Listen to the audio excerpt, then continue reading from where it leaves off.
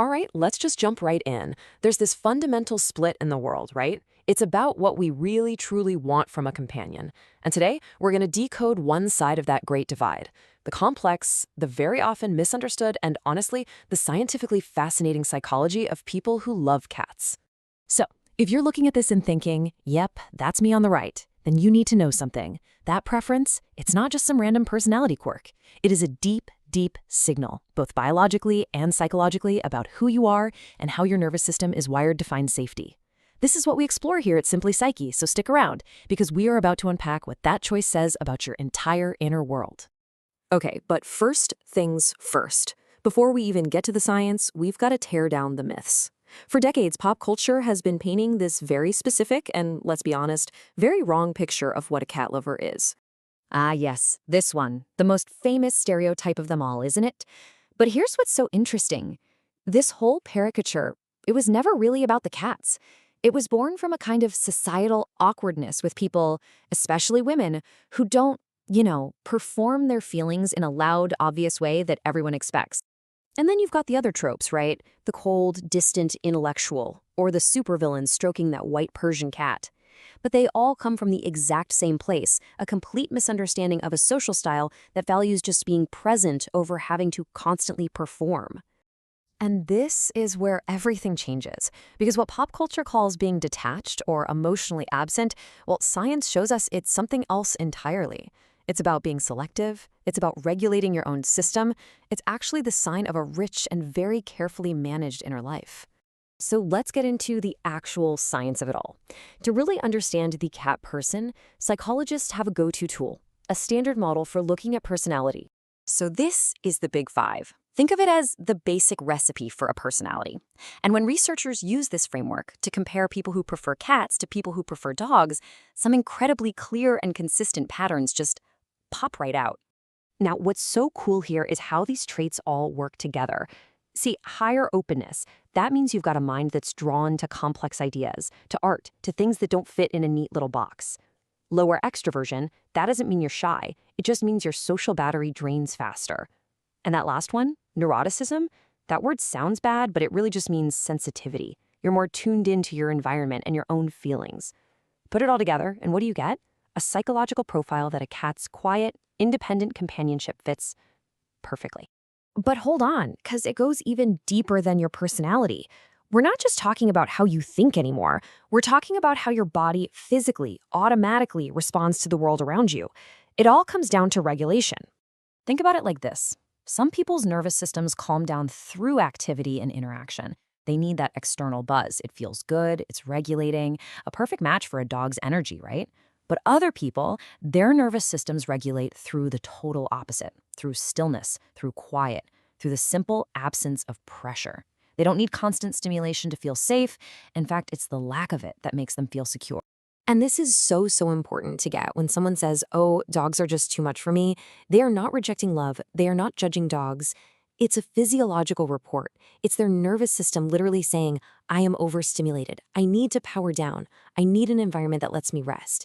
You know, that feeling of peace you get when a cat is just there? That is your body physically finding its balance. So that brings up a really good question, doesn't it? If your nervous system is craving calm, why a cat? I mean, they're tiny, efficient predators. What is it about them that our ancient biology registers as safe and compelling? Well, let's look at the evolutionary drivers. Evolution basically hardwired our brains with a cheat code. It's called the baby schema. When our brain sees these specific features, big eyes, a roundish head, a small nose, it triggers this massive rush of protective, nurturing feelings before we even have time to think. And what has a face that just happens to hit every single one of those triggers? Yep, a cat. Your brain doesn't see hunter, it sees baby, and the response is totally automatic. And then there's the other biological superpower, the purr. This is not just a cute little sound, okay? The low, rhythmic frequency of a purr is like a direct message to your nervous system. Before your conscious mind even thinks, oh, this is nice, your body is already responding. Your breathing is getting deeper, your muscles are relaxing. It's creating this state of shared calm, of co-regulation, without a single word needing to be said. And this right here sums up the entire psychological safety of that bond. A cat's affection is offered, it's not demanded, it respects your space, And for a person who is sensitive to pressure, that kind of connection feels profoundly real and safe because you know it's based on choice and mutual respect, not on obligation. Okay, so now we have to go somewhere a little weird. We have to ask a kind of uncomfortable question. What if that deep, profound affection you feel for cats isn't 100% your own idea? I want you to meet Toxoplasma gondii. It's this microscopic parasite, and its entire mission in life is to get back inside a cat so it can reproduce. Now, here's the crazy part. In animals like mice, studies show it can actually change their brain chemistry, making them less afraid of cats, maybe even drawn to them. And guess what? A huge chunk of the human population carries it. And while the science is definitely still being debated, it does raise some unsettling questions. Now, let's be super clear. No serious scientist is saying this thing is a mind control parasite that makes you love your cat. But it does force us to face a really humbling truth. We're not just rational minds walking around. We are complex ecosystems. And it's a pretty wild thought that reminds us that the line between our psychology and our biology is way blurrier than we like to think. So, okay, let's put the microscopic passengers to one side for a moment and bring this all together. Loving a cat, it's so much more than a preference. It's like a quiet declaration of your core values and of the kind of world your mind actually needs to thrive. This is the key. This is the big takeaway.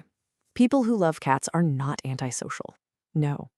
They are curators. They are actively building and protecting the quiet, calm conditions that they need for deep thinking, for creativity, for just processing their own emotions. A cat doesn't disrupt that world. It becomes a part of it. So if you are drawn to cats, this is what it's signaling. It means your whole system is wired to pick up on the subtle things. It means you value connection that doesn't require a constant performance. It means your mind and your body feel safest when the world just stops shouting for your attention. And you need to hear this. That is not a flaw. It's a feature of your design. And so that brings us to the final question, one I just want you to reflect on. Really think about it. What is that essential thing, that essential need that your cat fulfills, which the loud, noisy, demanding world so often fails to provide? Look, if this explainer put words to something you've always felt deep down but couldn't quite name, well, then you're definitely not alone. The choice to love a cat is a quiet signal, isn't it? It's a preference for experiencing the world deeply. It's proof of the value of stillness in a very, very noisy world. If you enjoy deep dives like this, exploring why we are the way we are, then you're in the right place. This is what we do at Simply Psych, so make sure to subscribe. Thank you for joining us.